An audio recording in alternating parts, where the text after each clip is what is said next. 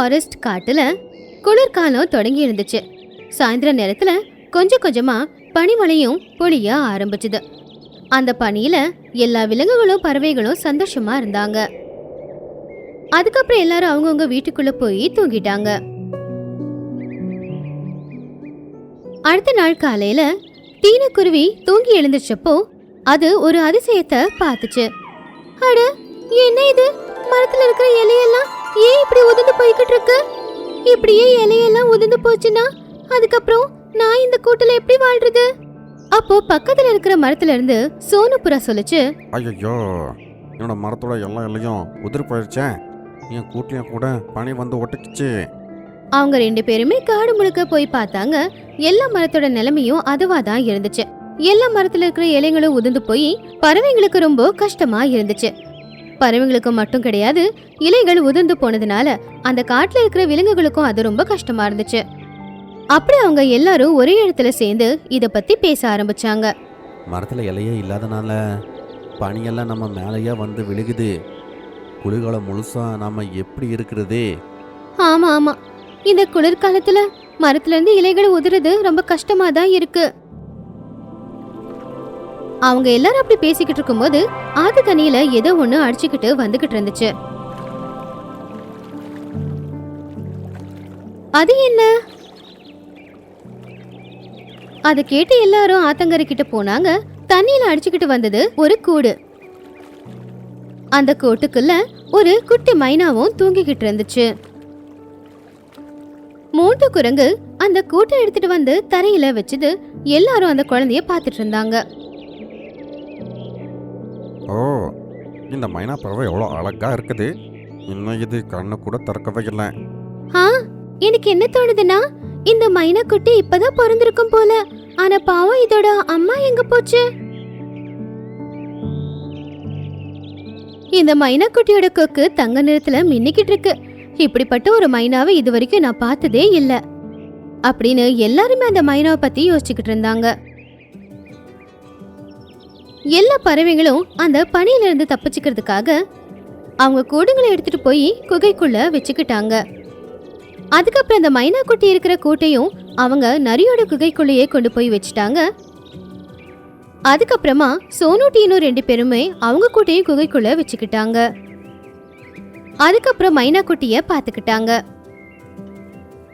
அடுத்த நாள் மைனா குட்டி கண்ணை திறந்ததும் எல்லாரையுமே முழிச்சு பாத்துக்கிட்டு இருந்துச்சு. ஓ, இது எவ்வளவு அழகா இருக்கு. இதுக்கு நாம என்ன பேர் வைக்கலாம்? நான் இதுக்கு பேரு வைக்கிறேன். சிங்கின்னு பேரு வச்சா நல்லா இருக்கும்ல? சிங்கி பேரு நல்லாதான் இருக்கு. கொஞ்ச நாள்ல சிங்கி பேசவும் பறக்கவும் கூட கத்துக்கிட்டா. சிங்கி, ஒருவேளை நம்ம காட்டுல இருக்கிற மரங்கள் சரியா இருந்திருந்தா உனக்கு தனியா கூடு கட்டி நாங்க கொடுத்திருப்போம். பரவாயில்ல நரி சித்தி, நீங்க எல்லாரும் என்ன ரொம்ப நல்லபடியா பாத்துக்கிறீங்க. அதுவே பெரிய விஷயம். எங்க அம்மாவோட ஞாபகம் எனக்கு வந்ததே கிடையாது. அப்பதான் சிங்கி பார்த்தா ஒரு மரங்கொத்தி ஒரு மரத்தை அதோட கொக்கால கொத்திக்கிட்டு இருந்துச்சு. அட, நீங்க என்ன பண்ணிக்கிட்டு இருக்கீங்க? எப்படி பண்ண ரொம்ப நல்லா இருக்கும். நீயும் பண்றியா? அப்படி சொன்னதும் சிங்கியும் அந்த கிளையில உட்காந்துக்கிட்டு கொக்கால குத்த ஆரம்பிச்சா. அவ்வளவுதான், அவ கொத்த கொத்த திடீர்னு அந்த மரத்துல நிறைய இலைகளும் வந்துச்சு. அட, இது என்ன அற்புதம்! அத பார்த்து எல்லாருமே ஆச்சரியப்பட்டாங்க. அப்போ நரி சொல்லுச்சு, சிங்கியோட கொக்குல ஏதோ மந்திர சக்தி இருக்கு. என்ன சொல்றீங்க? எனக்கு நீங்க சொல்றது எதுவுமே புரியல. சிங்கி, உன்னோட கொக்குல ஏதோ மந்திர சக்தி இருக்கு. அதனாலதான் அது பட்ட உடனே காஞ்ச மரமும் பச்சை பசேல்னு மாறிடுச்சு. எனக்கு ரொம்ப சந்தோஷமா இருக்கு. எப்படியும் ஒரு வகையில நான் உங்க எல்லாருக்காகவும் பயன்பட போறேன். நீங்க பாருங்க, கொஞ்ச நாள்ல இங்க இருக்கிற எல்லா மரத்தையுமே நான் பச்சை பசேல்னு மாத்திடுவேன் அப்படின்னு சொல்லி சிங்கி எல்லா மரத்தையுமே கொக்கால குத்த ஆரம்பிச்சா.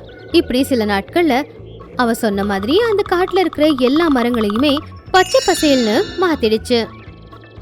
அப்படி சிங்கியோட உதவியால இலைகளே இல்லாம இருந்த அந்த மரங்கள் எல்லாமே இலைகளால நிறைஞ்சு போயிருந்துச்சு.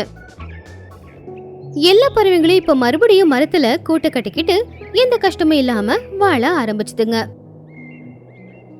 கொஞ்ச நாளுக்கு அப்புறமா ஒரு மைனா அந்த இடத்துக்கு வந்துச்சு. நீ இங்க இருக்கியா? உன்னை நான் எங்கெல்லாம் போய் தேடுறது? அட, யார் நீ? நான் இவளோட அம்மா கிரீன்லாண்ட் காட்டுல வாழ்ந்துகிட்டு இருக்கேன். இவளை பெத்ததுக்கு அப்புறமா நான் குளத்துல தண்ணி குடிக்க போனேன். அதுக்குள்ள யார் இவளை தூக்கிட்டு போனாங்கன்னு தெரியல. நான் திரும்ப வந்து பார்க்கும்போது இவ கூட்டுல இருக்கல. மைனா அழுவுறத பார்த்து எல்லாருக்குமே மனசு கரைஞ்சு போச்சு. நான் என் குழந்தைய மறுபடியும் கூட்டிட்டு போலாமா?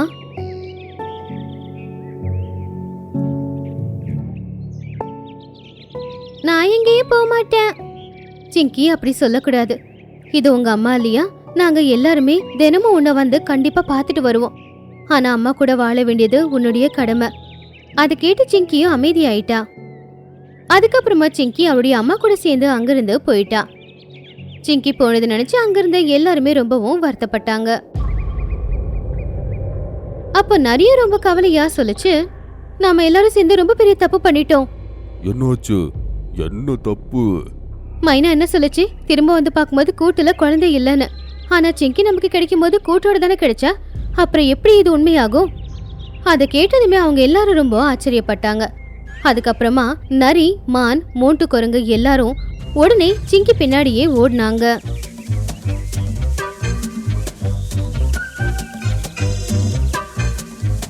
வழியிலேயே அவங்க சிங்கியும் மைனாவையும் பார்த்தாங்க. அவங்கள அங்கே தடுத்து நிப்பாட்டினாங்க. நில்லுங்க. அட, நீங்க எதுக்காக இங்க பின்னாடியே வரீங்க? நீ சிங்கியோட அம்மா இல்லைங்கிறது எங்களுக்கு தெரிஞ்சு போச்சு. உண்மையை சொல்லு, நீ யாரு? எதுக்காக இங்கிருந்து சிங்கியை கூட்டிக்கிட்டு போயிட்டு இருக்க? எங்களுடைய கிரீன்லாண்ட் காட்டை ஒரு கழுகு தான் ஆண்டுகிட்டு இருக்கு. அந்த கழுகு ரொம்ப மோசமான கழுகு. எங்க எல்லாரையுமே அடிமைகளா நடத்துது. எங்க காட்டுல ஒரு வயசான ஆந்தையும் இருக்கு. அந்த ஆந்தை கூடிய சீக்கிரம் நம்ம காட்டுல தங்க நிறம் கொண்ட ஒரு மைனா குட்டி பொறுக்க போகுது அப்படின்னு சொல்லுச்சு.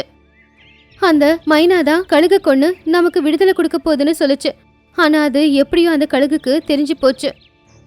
அது அடுத்து பொறுக்க போற எல்லா குழந்தை மேலேயும் ஒரு கண்ணு வச்சிருந்தது. பிறந்த உடனே அந்த குழந்தைங்களை கொன்னுடலான்னு.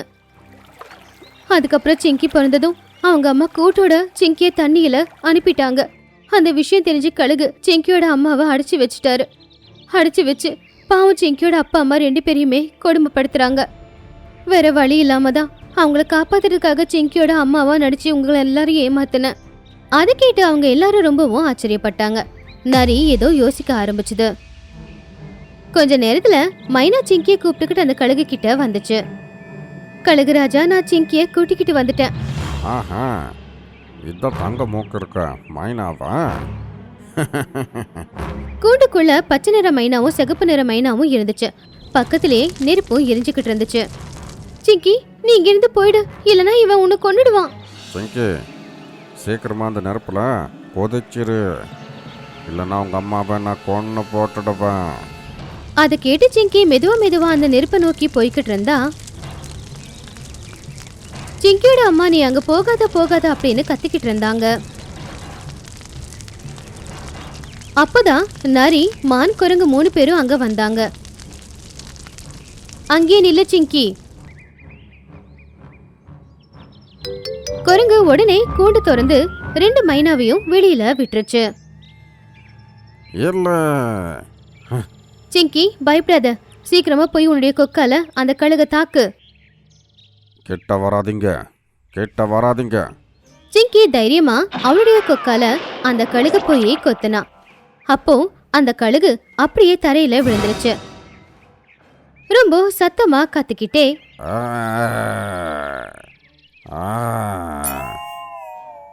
கழுகு உயிரை விட்டுருச்சு. சிங்கியோட அம்மா சிங்கியை இறுக்கமா கட்டி பிடிச்சுக்கிட்டாங்க. அதுக்கப்புறமா சிங்கியோட அம்மா எல்லாரும் சேர்ந்து காட்டுக்கு திரும்ப வந்துட்டாங்க. அங்க அவங்க எல்லாரும் சந்தோஷமா வாழ்ந்துகிட்டு இருந்தாங்க.